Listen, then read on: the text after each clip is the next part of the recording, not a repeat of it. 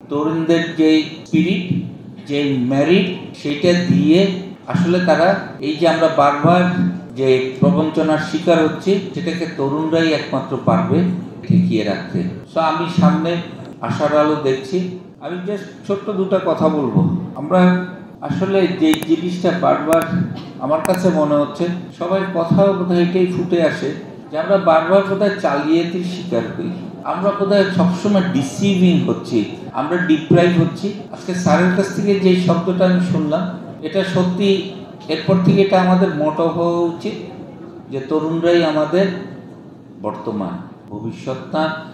কেন বলছি?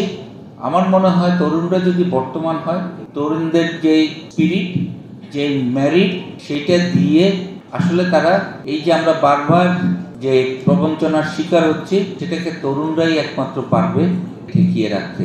সো আমি সামনে আশার আলো দেখছি।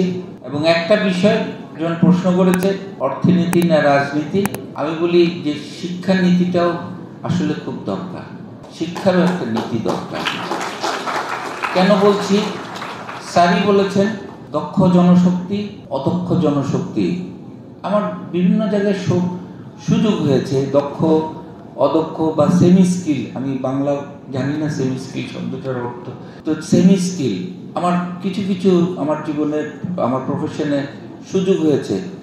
অদক্ষ শ্রমিক হতে সবাই ইচ্ছুক, কারণ ওখানে পড়াশোনা লাগে না। আমি যখনই তাদেরকে দক্ষ করে তুলতে চাচ্ছি, তখনই তাদের ভিতরে একটা রিল্যাক্টেন্ট ভাব তৈরি হয়। এই জায়গাটাতে আসলে বারবার আমি বলছি শিক্ষার গুরুত্বটা খুব বেশি।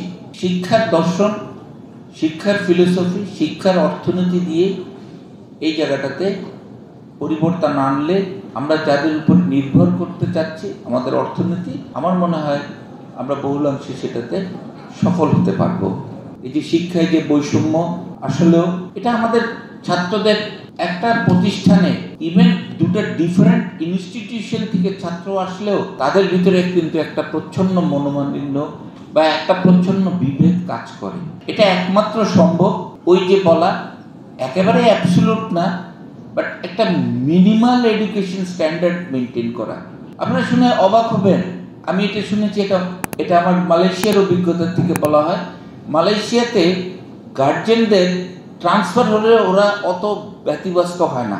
আমাদের দেশে ঢাকার গার্জেনকে যদি ট্রান্সফার করে মফস্বল শহরে পাঠানো হয়, সে কিন্তু অস্থির হয়ে যায়, ট্রান্সফারের জন্য না, ওখানে বাচ্চাকে কোন স্কুলে পড়াবে। কিন্তু মালয়েশিয়াতে যেটা বলে যে মালয়েশিয়ার স্কুল সিস্টেমটাই এরকম করে একটা স্কিমে নেওয়া হয়েছে, এইভাবে বলে, হয়তো এটা আমি জানি না এটা এক্সাজারেটেড ফর্ম কিনা, যে বলছে আজকে যে বাচ্চাটা যেই স্কুলে যেই পাতাটা পড়ে গেছে, সে মালয়েশিয়ার যে কোনো স্থানে যাক, পরে ওই স্কুলে গিয়ে সে পরের পাতাটাই পড়তে পারবে। মানে পুরো কারিকুলামটা সো মাচ হারমোনাইজ। সো এরকম একটা বিষয় আমি মনে করি আসাটা সবচেয়ে বেশি জরুরি। এটার মাধ্যমেই আমরা আমাদের ভিতরের সব ধরনের বিভেদ, বৈষম্য আমরা আসলে দূর করতে পারবো।